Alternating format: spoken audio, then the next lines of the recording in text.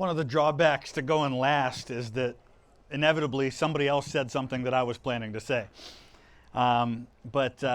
It's a privilege to be here. I know I'm listed in the program there as pastor, and that is one of the hats that I have worn for most of my adult life, but I'm also a historian. That's kind of my day job. And I think that's how I ended up here, is my connection through my history work. And so I'm going to kind of weave those two together a little bit in what I wanted to share tonight. We are gathered here tonight as representatives of different parties, of different backgrounds, of different beliefs. Some of us here are here because they admired Charlie Kirk, because they believed in what he believed and they stand for what he stood for.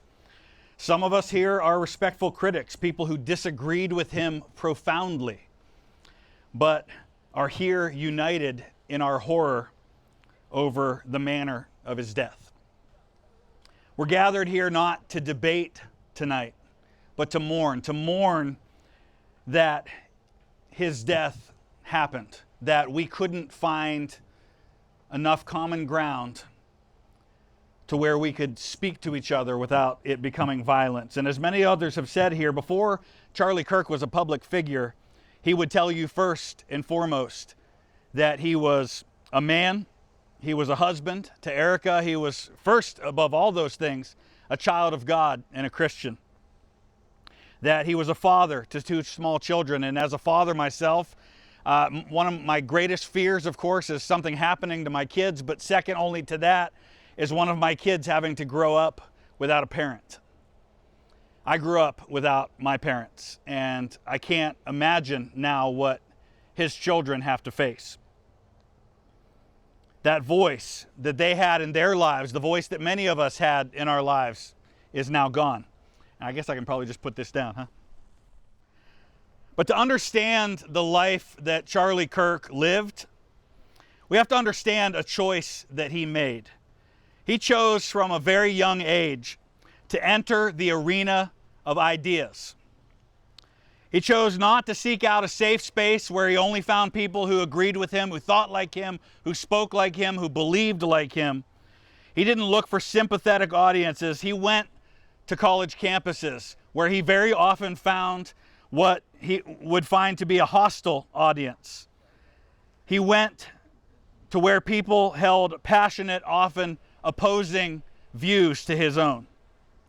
But that's what he was seeking out. He had the courage to do that. He had the courage to say, we need to talk. And this tragedy that happened, that we saw unfold on our screens just a few days ago, it didn't happen in a vacuum. It happened in a nation that is wrestling with an identity crisis. We're wrestling about who we are at our core. A nation where disagreement too often warps into contempt for people who think differently than we do. When we see opponents not as fellow citizens, but as enemies. It happened in a nation where, as one man said long ago, our passions have become strained. 164 years ago, as our nation was on the verge of a civil war, Abraham Lincoln stood before the Capitol building for his first inauguration, and he said, "We are not enemies, but friends. We must not be enemies. Though passion may have strained, it must not break our bonds of affection." That plea is one that echoes down to us today. It asks us that question: do the bonds of affection as Americans still hold? Do we see a friend behind our political opponent? The American, the fellow citizen behind the political label. It asks the question, can we find common ground? For Charlie, his convictions, like mine, and like many of ours, were rooted in his Christian faith. A faith that shaped his view of the world and his role in that world.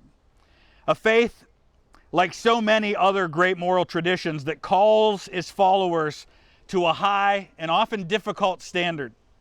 Not of agreement, but of how we treat one another. The Apostle Paul was writing to a community that was as divided then as we are today. And he said these words. He said, "Clothe yourselves with compassion, kindness, humility, gentleness, and patience. Bear with one another and forgive one another. Over all of these virtues put on love, which binds them all together in perfect unity. I want to challenge us to honor those words. Even if you're not a Christian, I want to encourage you to follow those words of Paul. They don't demand that we abandon our beliefs. They don't demand that we compromise those strongly held convictions that we have. They don't ask us to surrender our principles. They ask us to do something much harder. They ask us to bear with one another. That we approach our disagreements with humility and our opponents with a baseline of human dignity. That is the hard work of unity. It's not a feeling, it's a discipline. It's a choice to believe that what binds us together as human beings and as Americans is stronger than what tears us apart. The person who pulled the trigger last week on a college campus in Utah didn't just want to kill a man. He tried to kill a conversation. He tried to replace a word with a bullet. He sought to answer an argument with assassination. And in this, he proved the tragic truth of something that Charlie Kirk himself said. It's one of the things I've seen replayed most from him in the last few days. He said, when people stop talking, that's when you get violence. Because you start to think that the other side is so evil and they lose their humanity. Look around you for a minute. Do you see evil? Because I don't. I don't see evil here. I see my fellow citizens, my fellow human beings. I see people who have a right to decency and dignity and love and respect, whatever your background is.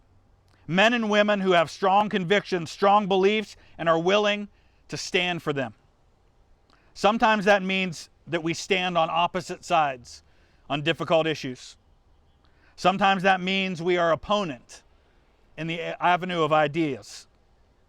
And we have a choice to make now in this nation moving forward. Do we continue down the path of dehumanization, of contempt, of seeing the other side as irredeemably evil? Or do we, in this moment of shared tragedy, because let's make no mistake about it, Charlie Kirk was a conservative and he was a Republican. But this is a tragedy that is shared by all of us, whatever our background. This should make all of us sad today. Do we, in this moment, choose to find another way? So as I close, I want to just say that the work of healing this nation doesn't belong to presidents and politicians. It belongs to you and I sitting here right now. Many of you are students in college. You're my daughter's age. You knew far more about Charlie Kirk than I did before this week, than many of us did. But it belongs to each of us to make a choice about where we go from here, in our homes, in our communities, on our campuses, in our conversations online and in person. The call tonight is not to abandon what we believe in. It's to defend our beliefs with better arguments, not with bitterness. It's to stand for our principles without standing on the dignity of those who believe differently than we do. To prove that democracy can still work. To prove that disagreement can be a healthy thing. That we can still talk to one another. I want to encourage us to leave this place tonight resolved to answer the plea that President Lincoln gave to the nation on the eve of the Civil War, when the country still had a choice about what direction it wanted to go, to choose words and discourse and conversation, or to choose violence. And unfortunately, our nation chose violence. We have that same opportunity, and I want to close with these words that he shared in that inauguration address.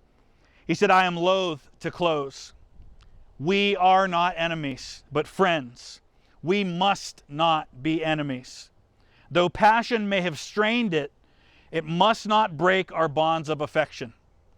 The mystic cords of memory stretching from every battlefield and patriot grave to every living heart and hearthstone all over this broad land will yet swell the chorus of the Union when again touched as surely they will be by the better angels of our nature.